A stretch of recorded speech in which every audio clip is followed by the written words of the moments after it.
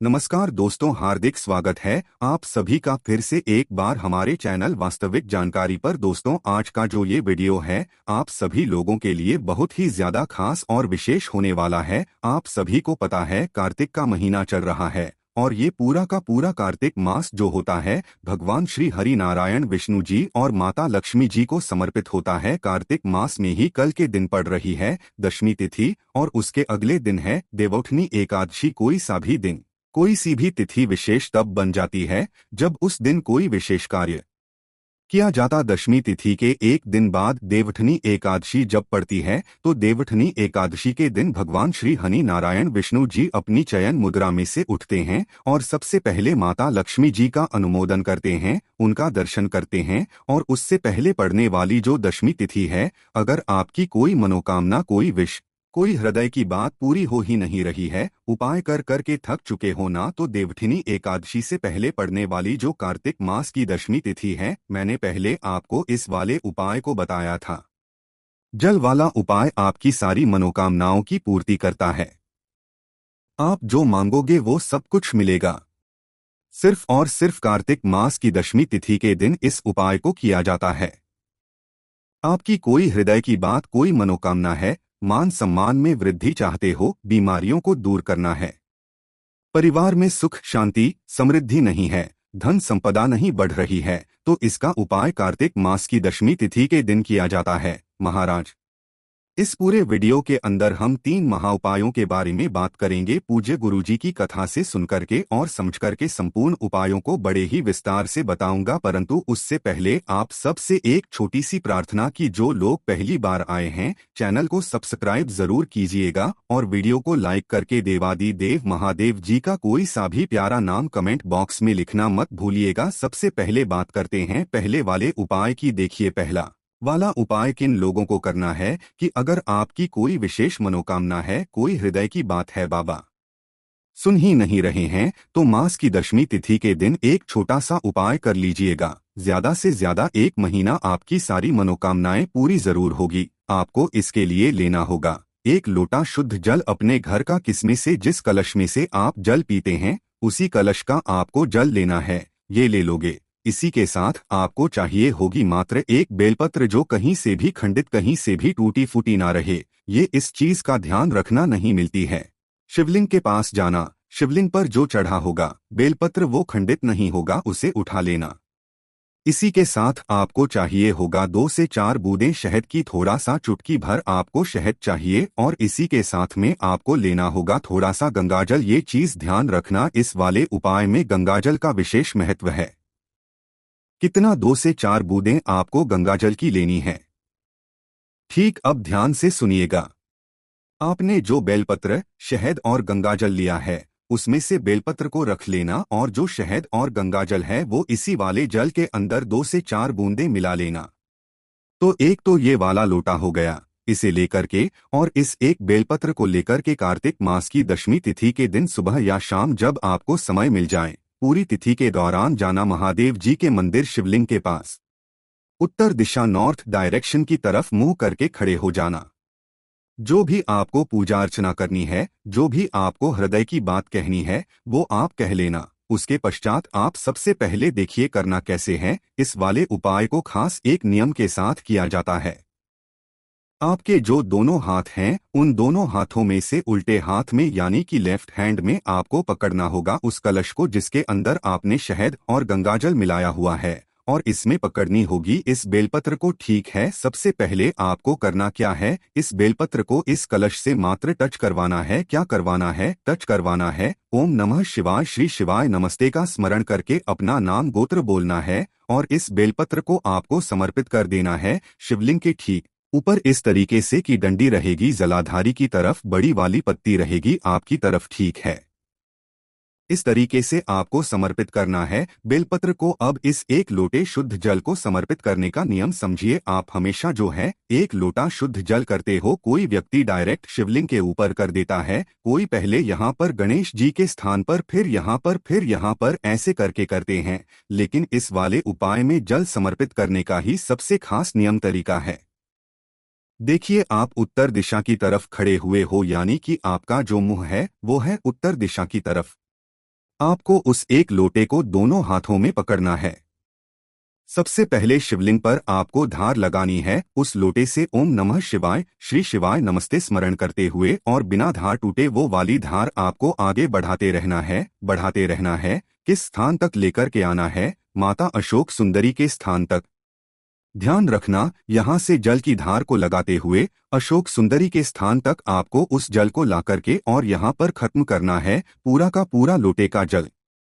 उसके पश्चात जब आप इस वाले उपाय को कर लेंगे, अपने दोनों हाथों को पसार करके या फिर जो भी स्त्री माता बहन इस उपाय को कर रही हैं, अपने पल्लू को आगे पसार करके महादेव जी से अपना नाम और गोत्र बोल करके अपनी कामना कह करके उस पल्लू को अपनी ओर गिरा ले, या फिर जो व्यक्ति हैं वो जैसे ही कामना करेंगे दोनों हाथों को खोल करके हाथ जोड़ लें और वापस की तरफ चले आ जाएं। कार्तिक मास की दशमी तिथि के दिन जो व्यक्ति इस उपाय को कर लेता है ना, उसकी समस्त मनोकामनाएं पूरी जरूर होती है। पूज्य गुरुजी का बहुत ही अद्भुत और अचूक उपाय है, जरूर कीजिएगा।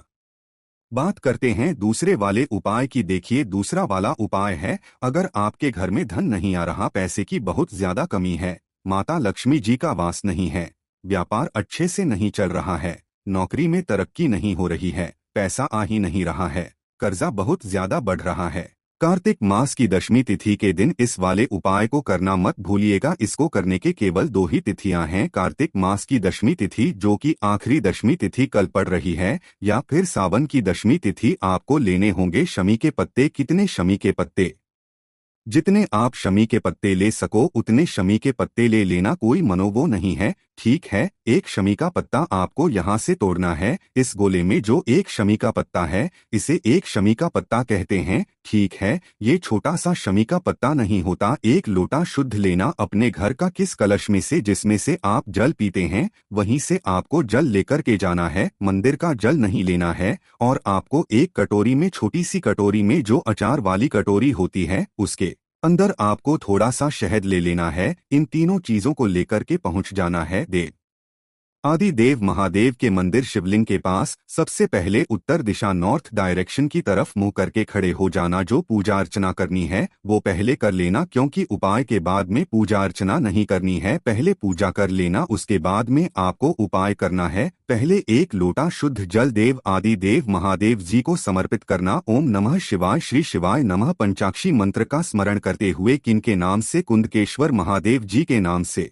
कुंदकेश्वर महादेव जी के नाम से समर्पित करना, ठीक है। उसके पश्चात आपको 2 मिनट यहाँ पर बैठ जाना है, महादेव जी की स्तुति करनी है। अब जो आपने शमी के पत्ते और शहद लिए हैं, एक शमी का पत्ता उठाना है, शहद के अंदर डुबोना है और उसे शिवलिंग पर इस तरीके से चिपकाते चले जाना है। ओम नमः शिवाय मंत्र का स्मरण करते हुए, या जो मंत्र आपको महादेव जी का आता है उसको बोलते हुए। ध्यान रखना, शनि के पत्ते को शहद में डुबो करके आपको यहाँ पर शिवलिंग का श्रृंगार करना है। ऐसे जिस जगह पर भी मिले उसी जगह पर ऐसे करके आपको इस वाले उपाय को करना है। देखिए, जैसा मैंने किया था ना, मैं हमेशा उन सभी उपायों को करता हूँ जो मैं आपको बताता हूँ। इसका जो प्रमाण है, पूज्य गुरुजी ने कहा है कि चाहे तो स्कंद पुराण उठा ले, विष्णु पुराण उठा ले, शिव महापुराण उठा ले, जितने पुराण हैं, अग्नि पुराण उठा ले, उन सभी में इसका वर्णन है कि जो व्यक्ति कार्तिक मास की दशमी तिथि या सावन की दशमी तिथि को शहद में डुबोकर शनि के पत्तों से शिवलिंग का श्रृंगार कर देता है ना, मेरा बाबा उसके जीवन का श्रृंगार धन संपदा की वृद्धि करके करता है। इतना अद्भुत और अचूक उपाय है ये। उस घर में फिर कभी भी धन की कमी नहीं आ सकती है, उस घर के ऊपर कभी भी कर्जा नहीं बढ़ सकता है। गुरुजी का बहुत ही अद्भुत और अचूक उपाय है, जरूर कीजिएगा। बात कर लेते हैं आज के इस वीडियो का सबसे आखिरी और सबसे अंतिम उपाय, तीसरा उपाय। अगर आपके परिवार में कोई ऐसा व्यक्ति है या कोई ऐसा सदस्य है जो गुस्सा बहुत ज्यादा करता है, छोटी छोटी सी बातों पे चिड़चिड़ा हो जाता है, चिड़चिड़ा बहुत ज्यादा है, गाली गलौज करता है, गलत रास्ते पर जा चुका है, ऐसे कई काम करता है जो उसे नहीं करने चाहिए ना, तो कार्तिक मास की दशमी तिथि के दिन वाला इस वाले उपाय को जरूर करना। मात्र 3 के अंदर अंदर वो बच्चा, वो व्यक्ति, वो पति या बेटा आपके सही रास्ते पर आ जाएगा।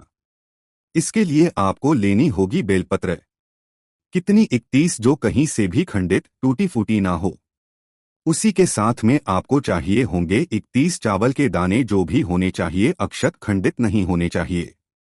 इसीलिए इन्हें अक्षत भी कहा जाता है। और एक लोटा शुद्ध जल अपने घर का है ना, अपने घर का उस परिवार का कोई भी व्यक्ति इस उपाय को कर सकता है। उस बच्चे के लिए या उस व्यक्ति के लिए गुस्सा उससे ज्यादा करता है, क्योंकि वो तो करेगा नहीं इस वाले उपाय को, ठीक है। तो आपको इन सभी चीजों को लेकर के पहुंच जाना है देव आदि देव महादेव जी के मंदिर शिवलिंग के पास। कार्तिक मास की दशमी तिथि के दिन सबसे पहले एक लोटा शुद्ध जल देवादिदेव महादेव जी को उस व्यक्ति का नाम और गोत्र बोलकर के समर्पित करना जो बहुत ज्यादा गुस्सा करता है, चिड़चिड़ा है, गलत रास्ते पर जा चुका है या गाली गलौज करता है। किनके नाम से करोगे? श्रंभेश्वर महादेव जी के नाम से। श्रंभेश्वर महादेव जी के नाम से एक लोटा शुद्ध जल समर्पित कर दिया सबसे। उसके पश्चात आपको क्या करना है, एक बेलपत्र उठानी है। उस एक बेलपत्र के ऊपर एक चावल का दाना उस व्यक्ति का नाम और गोत्र बोल करके रख देना है और इसे यहाँ से पकड़ करके शिवलिंग के ठीक ऊपर समर्पित करना है। एक बेलपत्र और एक चावल। ठीक कैसे समर्पित करोगे? डंडी रहेगी जलाधारी की तरफ, बड़ी वाली पत्ती आपकी तरफ और चावल का दाना इसके नीचे होना चाहिए। इसी तरीके से आपको एक एक करके पूरे के पूरे 31 चावल के दाने और 31 बेलपत्र एक बेल के ऊपर एक चावल का दाना बीच वाली पत्ती पर रख कर के शिवलिंग पर समर्पित करते चले जाना। उसके पश्चात 2 मिनट यहाँ पर बैठकर के लास्ट टाइम उस व्यक्ति का नाम और गोत्र बोलकर के महादेव जी से कामना करना कि वो व्यक्ति सुधर जाए, गलत रास्ते पर जा चुका है, गुस्सा बहुत ज्यादा करता है, चिड़चिड़ा बहुत ज्यादा है।